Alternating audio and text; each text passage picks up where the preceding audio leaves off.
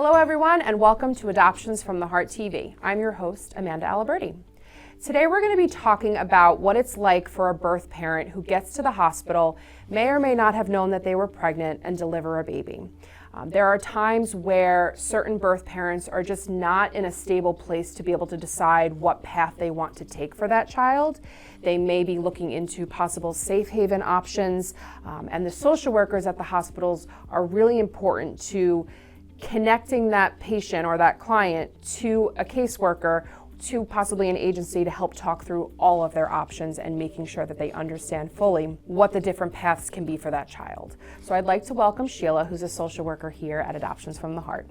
Hi. So Sheila has had the opportunity to counsel and support hundreds of birth parents at this point, and I'd like for you to share what it was like for you, because you did recently work with a birth parent who didn't know that she was pregnant, she delivered, she really just wanted to distance herself, have the baby taken, and needed some support in navigating what she really wanted for that child versus just her, trying to separate from it.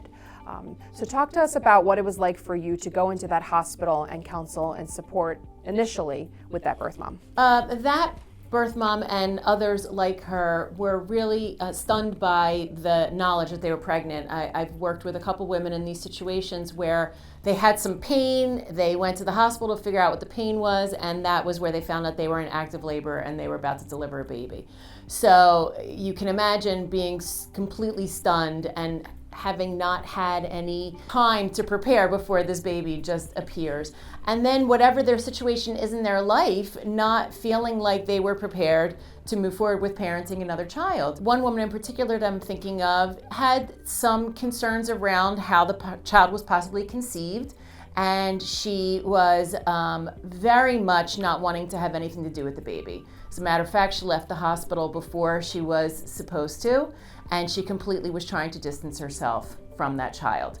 So meeting with her to move forward with an adoption plan, which in her heart she knew what was best for the child, proved to be challenging because she didn't want to face any of the facts of what brought her to the situation that she was in. And she had some shame around the nature by which the child was conceived. So given that, she really kind of just wanted distance. And she knew, though, that distance meant that that child would likely be taken over by the state and placed in foster care. And given that she was already parenting 3 other children, and she had a wonderful relationship not only with her own children, but with her siblings and with her family, she couldn't allow that to happen. She just in her heart knew that she couldn't allow that to happen. So she was really struggling with how do I deal with these 2 conflicting feelings that she was having. So it was tough. It was tough because she was very closed. She was very resistant to giving any information. And there are laws that surround adoption. And given that, there is information that is required that we can't move forward without. We're in the state of Pennsylvania, and those laws are very rigid when it comes to giving the identity of the birth father. And it makes it that much more challenging for us if we have a birth mother who's unwilling or unable to share information about birth father, which was really what was the crux of the case here. I met with her multiple times and had to remind her of her choices being that she could parent the child, that she could move forward with maybe having a family member parent the child, that she could work with the state to have the child go into foster care with the potential for reunification with the child, or she could make an adoption plan. Those were essentially the choices that she had at the moment. The hospital had identification on her. So truly, Safe Haven is designed to be anonymous. And in this situation, it wasn't anonymous. The hospital knew who she was and where she lived and had information. So had she not proceeded in one of the ways that I identified for her, she would have been visited by the state, and they would have started poking into her life and how she was parenting her other children, and what she wanted to keep confidential would not have been kept confidential. And confidentiality was huge for her. So explaining the whole process to her, telling her what ultimately would happen if she had chosen a different path, and really laying out all the details very clearly for her helped her to be able to reconcile her feelings and to move forward with giving the information we needed to proceed. And I think the biggest challenge that we face is people not knowing the differences between the state versus a private adoption agency. Whether we're talking about, adopting parents trying to navigate how to build their family, or a birth parent who just delivered a child and is trying to figure out placement for that child. We're not the foster care system by any means. We don't do fostering here at Adoptions from the Heart. It would be a direct, permanent placement with the family of your choosing, if you choose to make that choice, and then the ability to have ongoing open contact if you choose to want that. And I think the hardest part when you're going into a hospital setting is making sure that that is fully laid out so that they can pick what option they want, because I think they just assume placing the child for adoption is just one option versus the two of the state and foster system versus private placement through an adoption agency. Yes. Right? Yes. And so in your case, she ended up going the route of adoption. She did.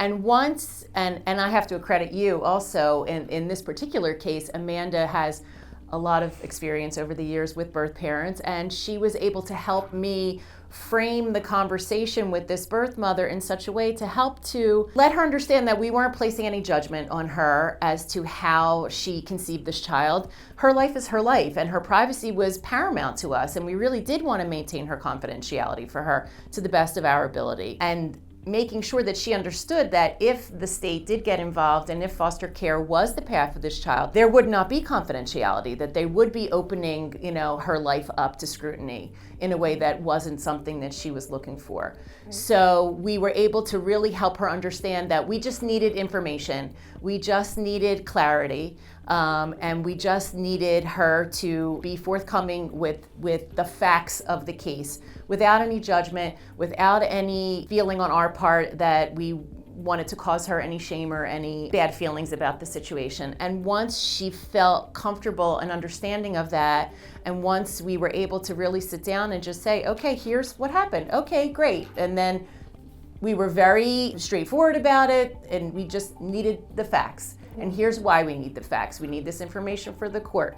The more we're able to provide to the court, the easier it is for us to proceed with the termination of her parental rights, along with the involuntary termination of the parental rights of the unknown birth father, which was the case here. She did not know who the birth father was legitimately. Having those ongoing conversations with her and reassuring her of what our intention was and what our plan was and what ultimately the goal was for this child, she was able to come around. And I felt so much better, because by the end, when we were signing the consent paperwork and everything, she was like a different person. She was much more open and comfortable, and she was able to look at the profile of the family that was chosen.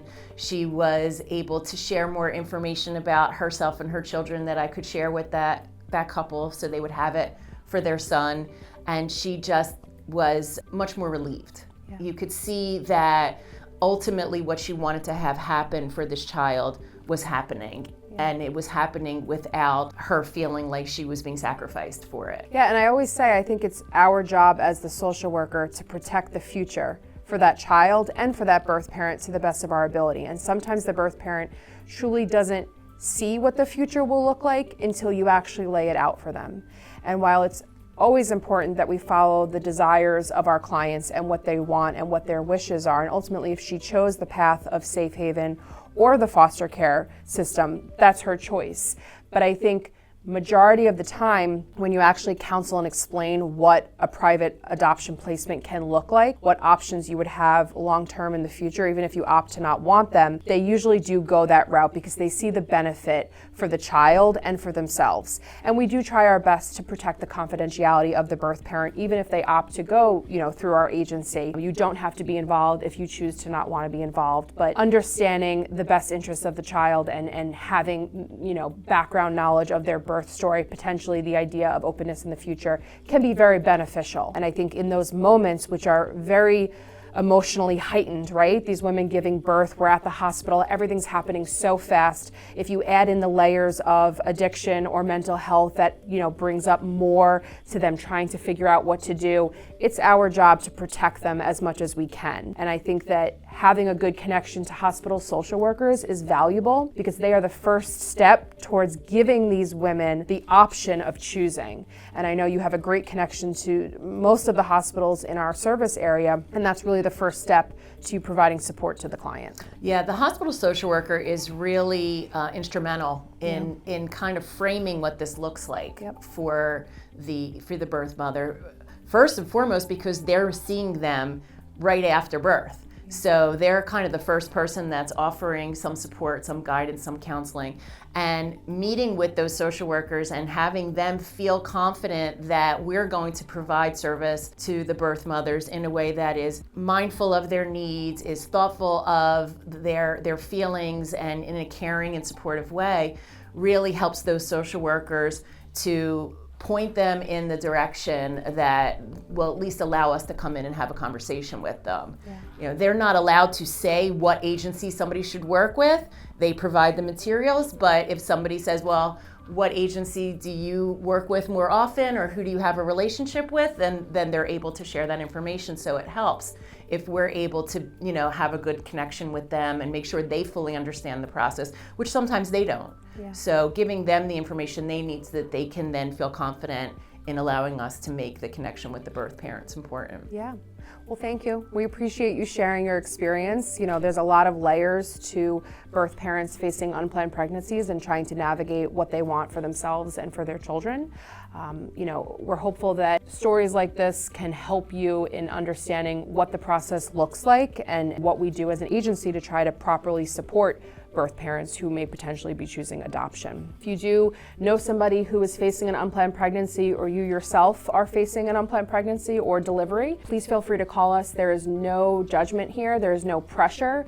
We come out, we meet with you, we talk through all of your options, not just adoption. So please know we're here for you, and feel free to reach out to us in the future. Thank you so much, guys, and continue to tune in to future episodes here at Adoptions from the Heart TV.